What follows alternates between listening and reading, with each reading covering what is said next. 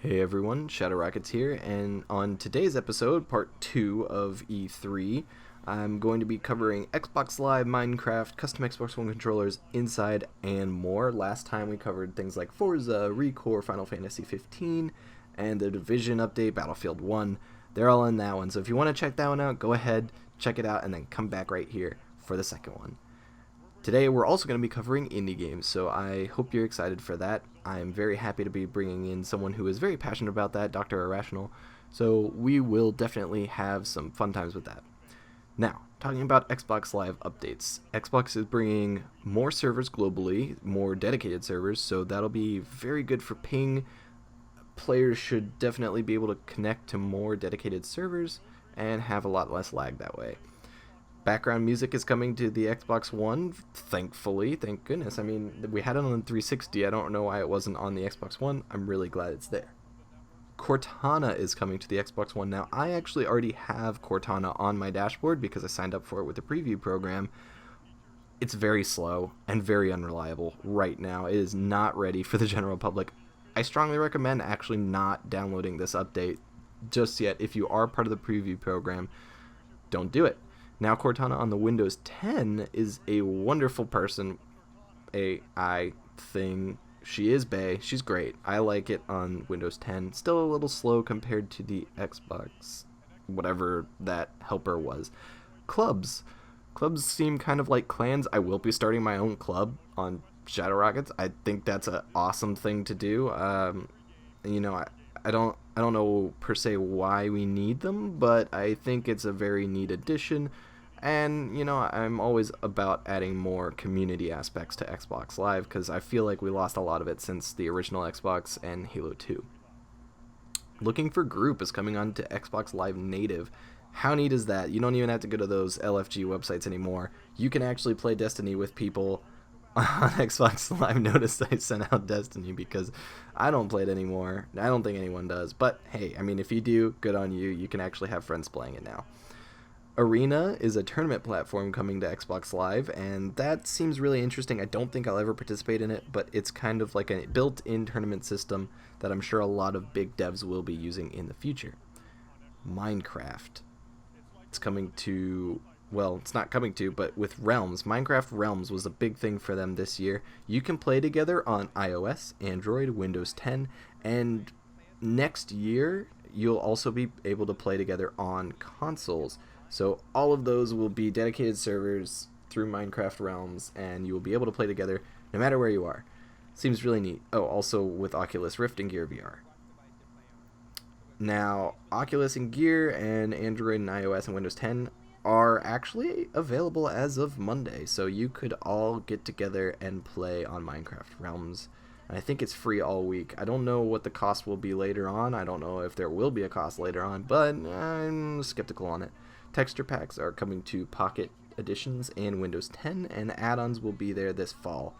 Add-ons are there that are essentially just they're mods, and so they change the game code a little bit. You can have villagers fight for you, stuff like that. So that's pretty neat, kind of built-in mods that'll be interesting to see what they come up with. Custom Xbox One controllers. I need to see how much these cost because you can engrave them, you can have colors changing, all the sorts of colors. It's xbox.com/designlab, so I'm actually going to be heading on there very soon. In fact, hold on.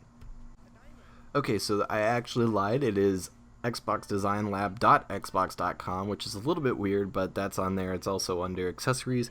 It looks like the controllers are starting at $80, and you can change the colors, and I'm sure it'll go up from there, so that's interesting. But $80 is a little steep for custom colors. I'll really have to see what they got going on.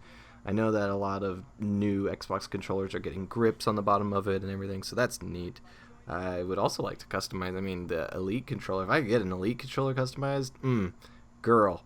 Oh, that might be all me. So we'll see how that goes.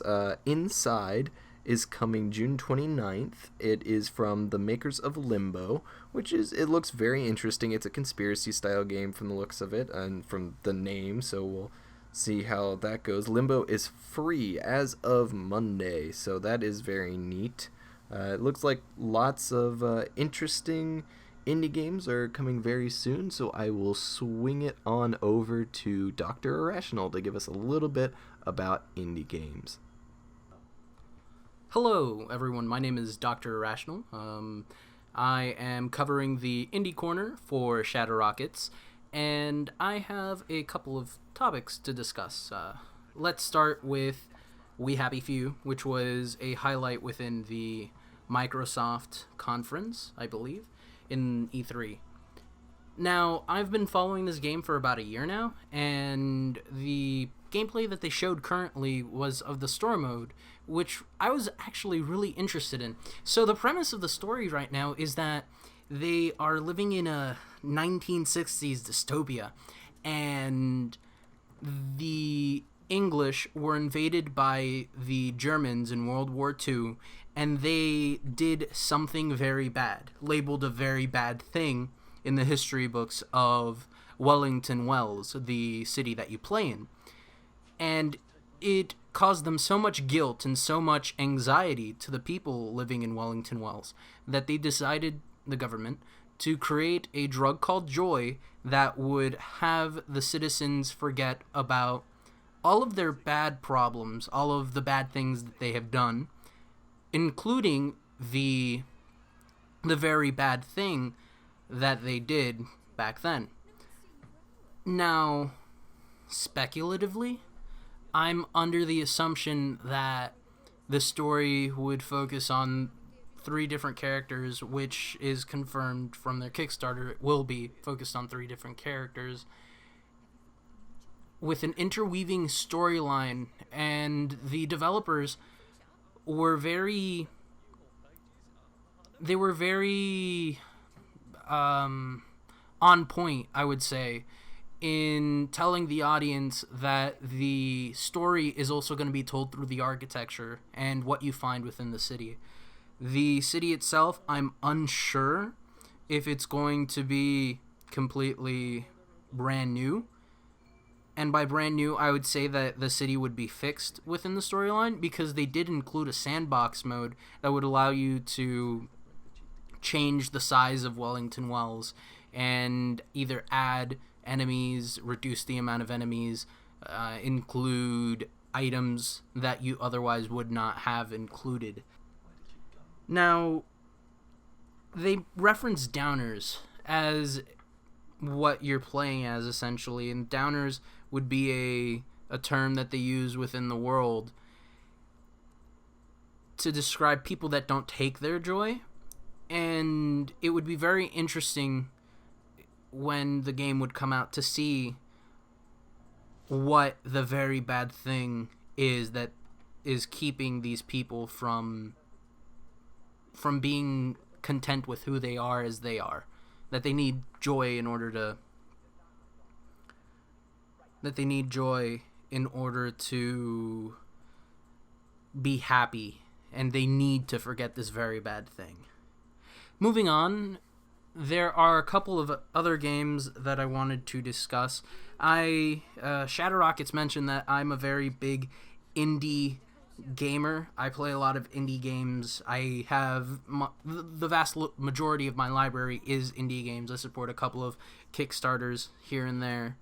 I know in E3 right now they have Knuckle Sandwich and Y2K, which are both Earthbound inspired games that I was really looking forward to have more information on. For Y2K, the release date has been sometime this summer, which I was really disappointed because I've been waiting for this game to come out since February, which was the release date that they had mentioned originally, and they've been pushing it back further and further to polish it up. I'm fine with the game being polished up. I'm just a little impatient at this point to see the game come out. Y2K's full name is Y2K, a postmodern RPG, which I know it sounds pretentious almost, but bear with me, the title bears significance to what they're trying to do, where postmodernism, as the developer would describe for the game, would be the attack styles all requiring you to use mini games, and this would be an adaptation of different genres in the gaming world, adapting to the attacks in an RPG setting or genre. So it's an amalgamation of different types of genres within a genre within a game. Yeah, I think that makes sense. Knuckle Sandwich is a little bit more traditional in terms of their, not art style. The art style is very untraditional. It's actually really cool, except for the noses. I mean, I like the noses, but some people might not. Knuckle Sandwich, from what the developer has mentioned, focuses a lot more on... It's a lot more Earthbound inspired. There is very little in the form of luck to be involved. There's a lot of skill that's required, wherein attacks are made and you have a bar that slides on your screen that if you miss the little window that you want to hit on, you miss it against the enemy. Faster enemies have faster miss bars or faster sliding bars that prevent you from attacking, stuff like that. It was very engaging. I like the style of it. The music is actually something that I really look forward to in these kinds of games, and overall I'm looking forward to it. Moving on, Cuphead. Now, Cuphead I've been following for about a year, and they, a year ago, partnered up with Microsoft in order to increase funding, and with an increase in funding, they would see an increase in potential, essentially. It's a 1930s Mega Man-styled game that looks and just feels so classic. It's as if I were living in the Popeye universe, or just that world in general, and I just want to be in it, you know? Like, every character is all bouncy. There's a serious energy to everything that happens there. I wouldn't be surprised if the sun had a face and it would be smiling at you, as with most 1930s cartoons would do. There's a lot of violence, gratuitous violence in the form of 1930s styled cartoons. So in E3 we saw gameplay of it, and something that I really thought was cool was Cuphead and Mugman, which is the blue character. They go through the level and they're shooting with their fingers, and in their HP bars they have this little card icon that pops up every time they manage to bounce on an enemy and kill them with the bounce. And if they get 5 cards in a row, then they get to do a super move, which you see being performed against the potato boss enemy further in the video. Now, this is very good from an aesthetic point of view and from a lore point of view. I'm very big on lore, and from the trailer that they pointed out in the very beginning of its inception, and from looking over the developer's notes of the game on their website, Cuphead and Mugman lost their souls to the devil, and they lost their souls to the devil because they gambled their souls to the devil, essentially. So it's just interesting to me that they have what essentially led to their downfall be their power-ups in this scenario, if you get where I'm coming from. Smaller titles that I thought were interesting in the indie market was Overland. Now, Overland was on my radar early enough, but I didn't really feel like there was enough for me to go for. I had it on my emailing list, and I've been receiving newsletters from them now and again, and it has it's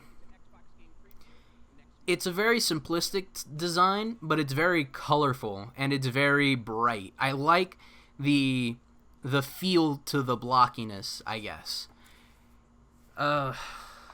So this game, Overland, the aesthetic itself reminds me a lot of The Flame and the Flood, which is a game developed by I'm pulling a blank here. But that, when I say aesthetic, it's not just the look of it. they have two distinct art styles. It's more of the feel of it, of journeying through this ruined Americana-styled game in an apocalyptic setting. One, Flame in the Flood being a lot more focused on crafting tools and putting things together, using the boat actively to go from one island to another. Overland looks a lot more like a management game, akin to FTL, where you have a map and you're choosing to go from one place to another, and you have to manage your resources with what little you have. And the characters themselves, although they're not stylized, you feel a sense of kinship to them with the small little dialogue bars that they have at the bottom. Or would that be personality bars? Things that tell you what the character did before the introduction of the bug things. The bug things, I don't know their official names. They look like bugs to me. And from what I'm under the assumption of, I think that they're supposed to look like bugs. Like demon bugs. Black demon bugs. So that's what terrorizes America in this game. The game is procedurally generated, as with most indie games, I would say. Or at least most of the indie games that I play anyway. So it is up my alley. The last time that I checked, which was June 15th, the tickets that they were releasing for early access have officially dwindled to zero. Moving on, we have Inside. We just saw a trailer for Inside. The creators of Limbo are making a second game. Critics and game testers are talking about the game as being Limbo 2.0, but in a good way. It's an evolution of the style. There's a very morbid feel to it. From what the developing site mentioned, the game focuses on a boy who's trying to leave a facility, and the facility is experimenting on human bodies. And the boy will be able to control human bodies in some way later down the line of the game. And I don't know, it's very morose. I want to play this game, essentially. It's very interesting. Of these games, I'm pretty much solidly interested in all of them. There are other indie games on there that were mentioned in the conferences, such as Fee and Oxygen Not Included, but I don't feel that I'm the kind of person that you'd want opinions for that from. I'm not much of a builder character for Oxygen Not Included. That's a colony simulation game, and I'm not much of a management gamer. And with Fee looks very interesting from a musical standpoint, from a sound standpoint, but I didn't really fit in with the adventure elements. It's very powerful and a very moving game. I'm under the assumption of as of the conference, but I don't know. It's not my cup of tea, essentially, so I wouldn't really be able to give you a solid input on the game. So yeah, this was Dr. Irrational on the Indie Gaming Corner for Shadow Rockets. Signing out. Later. Peace. Alright, everyone. I'm back, and so thank you very much for watching this episode. I hope you enjoyed the introduction where I was there, and I hope you enjoyed a little bit of Dr. Irrational's talking. He'll be popping in from time to time, I hope, and definitely we'll have more to say next time. So, speaking of next time, I will be giving what I think about We Happy Few. I'm going to be talking about a little bit of Gwent, Tekken 7, Dead Rising 4, Scalebound, and Sea of Thieves. So, be on the lookout for that. See you next time. Shadow Rockets out.